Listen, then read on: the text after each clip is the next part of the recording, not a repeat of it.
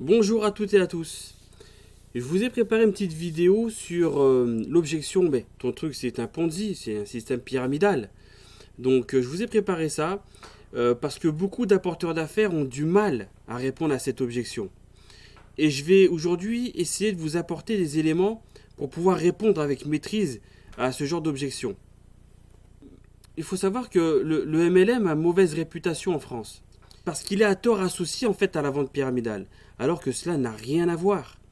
Le public fait des raccourcis et trop souvent considère les deux concepts comme étant les mêmes. Mais vous, en tant que distributeur, vous devez distinguer les deux concepts pour changer la perception des gens que vous allez rencontrer et qui n'auront pas la bonne info sur ce sujet-là.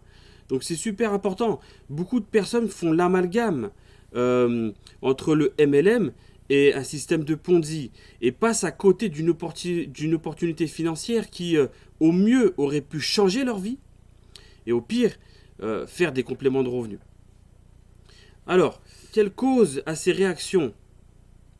Ces profils en fait de personnes vont être interpellés par différentes choses, soit par la représentation du plan de rémunération qui va être en forme de pyramide. Dans ce cas, le prospect se crée une image biaisée du système, simplement parce qu'il ne connaît pas les règles qui font qu'un plan de rémunération MLM soit légal ou illégal. La deuxième cause, ça va être le fait de gagner de l'argent en faisant entrer, entre guillemets, quelqu'un en dessous de nous, comme il pourrait le qualifier. Dans ce cas, le prospect encore a une image biaisée sur ce système, parce qu'il a dans son esprit en fait le système classique, hiérarchisé du monde du travail en général, et donc il pense que les gens entrent en dessous de lui, et que c'est pour ça qu'il va percevoir une prime. Non, la situation réelle c'est quoi? C'est que nous faisons entrer une personne dans notre organisation, sans lien hiérarchique, et que nous allons percevoir une prime pour le travail de recommandation qu'on a fait. Imaginez-vous que vous soyez payé à chaque fois que vous recommandez un bon resto, une bonne activité, un bon endroit. Et ben c'est exactement la même chose. Mais on va aussi être rémunéré pour le travail de formation et d'accompagnement futur que nous allons réaliser. Il faut bien comprendre qu'une société de marketing de réseau, de MLM, peut se permettre de proposer des plans de rémunération attrayants. Parce que dans un premier temps, il n'y a pas de publicité. D'accord? Donc dans un second temps, il n'y a pas de coût de recrutement, de formation, il n'y a pas de charge sur des salaires étant donné que nous sommes apporteurs d'affaires. Donc ces points-là sont des postes de dépenses très importantes pour un modèle classique. Mais dans le MLM, il n'existe pas. Donc ça ouvre le champ en fait à un bon plan de compensation pour les apporteurs d'affaires. La troisième cause en fait à ces réactions, ça va être aussi une mauvaise expérience passée. Soit vécue par la personne elle-même, soit vécue par un proche de la personne, avec un système dans lequel ils ont perdu de l'argent. C'est donc un réflexe de se protéger d'une situation qui nous a causé du tort par le passé. Ces personnes ont simplement besoin en fait de comprendre le système financier que nous leur proposons. Ils ont besoin de confiance pour entreprendre de nouveau quelque chose. C'est important. Il faut les écouter. Ces personnes-là, il faut les comprendre leurs craintes, comprendre leurs blocages, et surtout, il faut leur expliquer pourquoi notre modèle financier produira des résultats différents de ce qu'ils ont déjà pu faire. Mais surtout, ne les forcez pas. Expliquez-leur, puis voyez s'ils sont ouverts ou fermés. S'ils sont encore fermés, ce ne sera pas contre votre système, parce que vous leur avez expliqué qu'il était viable. Ils sont encore dans leur ancienne déception et n'arrivent pas en fait à en sortir après une simple discussion que vous avez eue avec eux. C'est pas grave. Ils suivront vos résultats quoi qu'il en soit. Ils reviendront vers vous et quand ils comprendront que vous gagnez de l'argent réellement, régulièrement, et qu'ils auront digéré leur mauvaise expérience. Donc laissez-leur le temps fera les choses. Alors, on va rentrer maintenant dans le vif du sujet avec la définition du système pyramidal, donc le système de Ponzi. Commencez par leur poser la question suivante. Est-ce que tu peux m'expliquer ce que c'est pour toi un système pyramidal? Un système de Ponzi. Est-ce que tu connais l'histoire de Monsieur Ponzi? 9 fois sur 10, ils ne pourront pas répondre à votre question. 9 fois sur 10. Alors, quelle est la définition d'un système de Ponzi ou d'un système pyramidal? Alors, c'est un montage financier frauduleux qui consiste à percevoir des primes grâce à l'adhésion sous forme de frais d'entrée par de nouveaux entrants. Et dans ce système, en fait, on crée un produit ou un service virtuel avec la promesse de gains futurs, mais le système, en fait, s'effondre quand les sommes des nouveaux entrants ne suffiront plus à rémunérer les gens plus haut dans la pyramide. Ou s'il n'y a plus de nouveaux entrants en bas de la pyramide, en fait, ça ne marchera plus. C'est un système uniquement basé en fait sur la configuration hiérarchique. Et Charles Ponzi, donc, qui est cette personne-là, lui, en fait, il a mis en place une opération sur ce principe dans les années 1920 à Boston. Il était censé, en fait, avoir des profits qui viendraient de spéculation sur les coupons-réponses internationaux. Et il promettait un gros rendement à l'époque. En fait, ce système l'a rendu millionnaire en 6 mois. 40 000 personnes avaient investi 15 millions de dollars à l'époque. C'était énorme. Et sur cette somme-là, à peu près un tiers ont été redistribués à l'époque. Donc il faut comprendre aussi une chose très très importante. C'est le taux de Ponzi. Alors, comment l'expliquer? En fait, il y a plusieurs caractères en fait à cette définition-là, mais on va prendre l'information principale pour en donner une définition qui va être claire. Si le taux de rendement réel est supérieur au taux de rendement promis, alors la société va générer un profit, et donc tout est légal. Par contre, si c'est le contraire, c'est-à-dire que si le taux de rendement réel est inférieur au taux de rendement promis, alors la structure n'est pas en mesure de respecter son engagement. Et ça, c'est illégal. C'est ce qu'on appelle le taux de Ponzi. Donc, dans le cas d'une activité sur les marchés, par exemple, donc le taux de Ponzi sera important à surveiller. Le taux réel doit être supérieur au taux promis. Et quel est le lien avec Validus? Dans notre cas, Validus ne nous promet rien. Nous savons qu'il y a des risques. Nous savons qu'ils sont mesurés aussi et que nous sommes avec de vrais pros. S'ils gagnent, nous gagnons. S'ils ferment, nous perdons. Donc rien n'est promis. Et ça nous évite de nous retrouver dans le danger du taux de Ponzi. Qu'est-ce que le MLM? Le MLM, c'est le marketing multiniveau. Ça a été créé en fait aux États-Unis dans les années 40 et notamment reconnu dans les années 50 grâce à la société Tupperware, encore en activité aujourd'hui. Bon, il y en a d'autres. Il y a aussi Thermomix, par exemple, que vous devez connaître, qui a aussi un modèle de marketing de réseau. La vente pyramidale, en fait, si vous voulez, elle se concentre sur le recrutement de nouveaux membres, dont l'adhésion servira à rémunérer le système. Et cette pratique-là est interdite.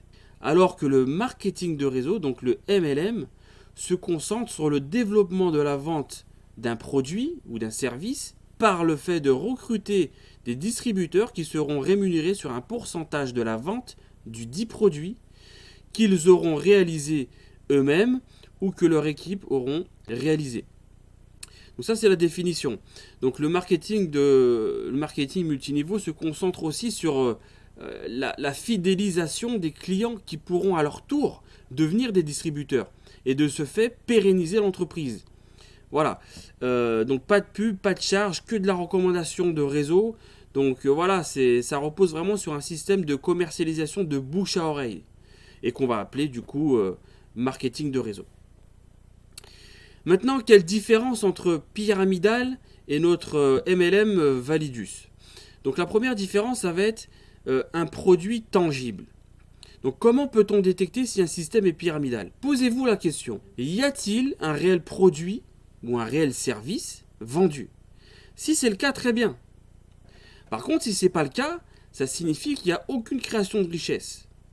Et que du coup, la rémunération provient uniquement du recrutement. Et ça, c'est illégal.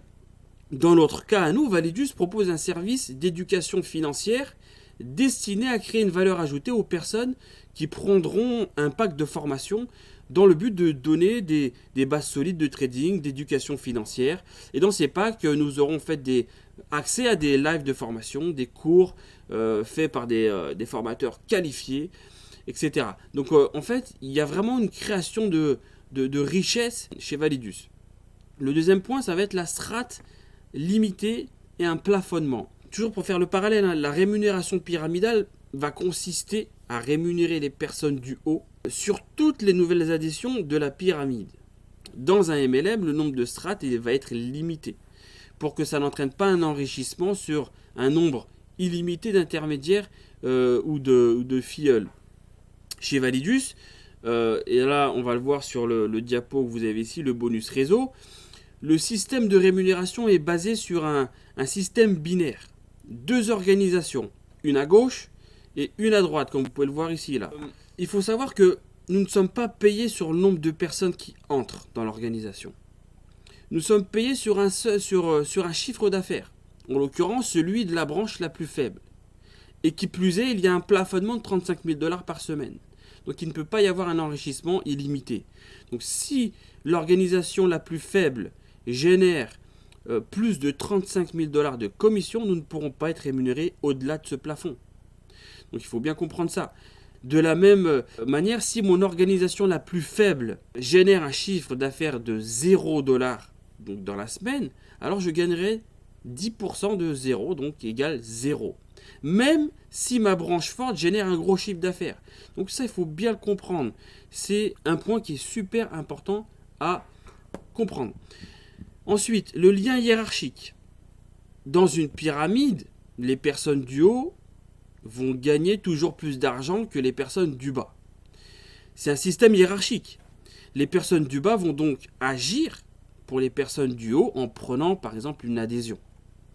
Ici, chez Validus, ce sont les anciens du haut qui vont bosser pour les nouveaux. Je répète, ce sont les anciens qui vont bosser pour les nouveaux. Comment ils vont faire des présentations pour eux, avec eux. Ici, vraiment, la définition de parrain est très vraie.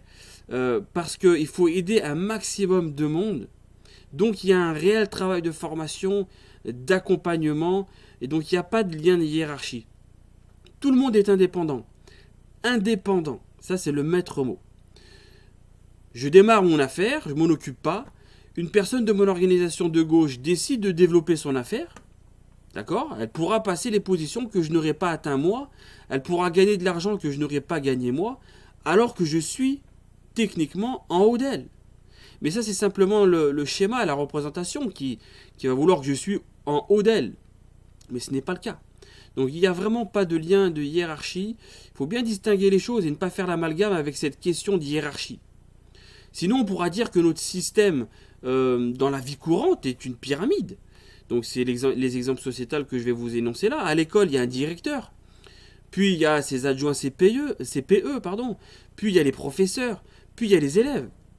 Dans une entreprise, il va y avoir le patron, ses directeurs, les responsables d'équipe, les employés, puis les stagiaires. Et dans ces cas, ceux du bas ne pourront pas gagner plus d'argent que ceux du haut. D'accord ? Donc c'est-à-dire que l'employé ne pourra pas gagner plus d'argent que le directeur. Et pareil pour prendre la place hiérarchique.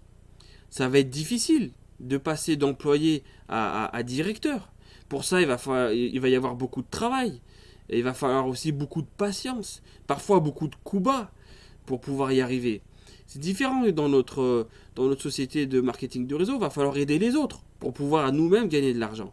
Donc ça, c'est super important. Donc il n'y a pas cette notion de hiérarchie et qui va venir polluer les relations qu'on peut avoir les uns avec les autres.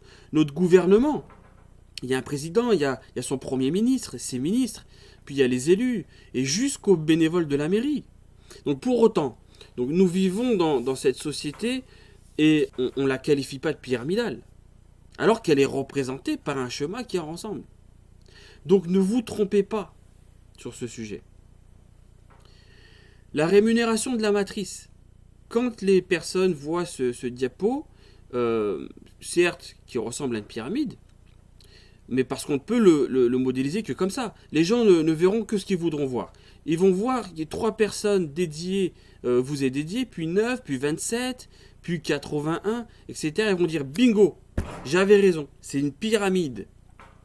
Mais comprenez une chose, c'est qu'on n'est pas payé sur les adhésions de ces personnes-là qui nous sont dédiées dans notre matrice personnelle. Nous, on va être rémunérés grâce aux 2% de frais collectés sur les retraits des gains des royalties. Donc ça n'a rien à voir. D'accord ? Comprenez bien la différence entre ces systèmes-là. Et voilà, donc du coup, là, j'ai fait le tour. Pour conclure, simplement, les apparences sont parfois trompeuses. Dans ce cas-là, cette expression est bien vraie. Invitez les personnes à comprendre notre modèle économique. Demandez-leur, est-ce que notre opportunité est intéressante pour toi ? qu'est-ce qui t'empêche de démarrer? Donc s'il vous répond, bah écoute, c'est un Ponzi, demandez-lui juste ça. Donc si je te démontre le contraire, plus rien ne t'empêchera de démarrer. Là, il pourra dire que oui. Et donc à ce moment-là, prenez le temps de lui expliquer. Et puis, vous verrez bien si sa réelle objection, c'était le Ponzi, ou bien si c'est autre chose à ce moment-là, bah, creuser, essayer de voir quelle est la nouvelle objection qui l'empêche de démarrer. D'accord? En tout cas, démontrer à ceux qui émettent ces objections que ce n'est pas un Ponzi. Voilà. Le danger du MLM, qu'est-ce que c'est? Ça va être l'écart entre les attentes et la réalité. Donc, la déception que ça peut produire chez des personnes pensant faire fortune avec le MLM. Même si c'est l'industrie qui crée le plus de millionnaires, attention. Pour ce faire, évidemment, on peut devenir millionnaire avec cette industrie, mais il ne faut pas mentir aux gens. Il faut leur expliquer que ça va demander beaucoup de patience, ça va demander beaucoup de travail, ça va demander beaucoup d'engagement, d'organisation. Il faut être très sociable, il faut créer constamment de nouveaux réseaux. Il faut se former en permanence sur les produits, les nouveautés de l'entreprise, sur le juridique. Il faut se former en permanence sur le mindset, l'état d'esprit, partager la vision de l'entreprise, respecter en permanence l'éthique de l'entreprise. D'accord? Donc voilà, il faut leur dire la vérité. Il est important que vous responsabilisiez vos équipes sur tout ça. Diffusez la bonne information. Soutenez-les, formez-les, accompagnez-les. Assurez-vous qu'ils aient compris le fonctionnement général. Apportez-leur les outils pour qu'ils sachent faire la différence, pour qu'ils développent leurs connaissances et pour qu'ils gagnent en confiance. Et comme vous le savez, ça entraînera, c'est le cercle vertueux, ça entraînera des actions plus maîtrisées et donc des résultats. Voilà, écoutez, j'arrive au bout de cette vidéo. Et donc je vous souhaite tout le succès que vous méritez en espérant vous avoir apporté de la plus-value sur cette vidéo. Ciao, ciao!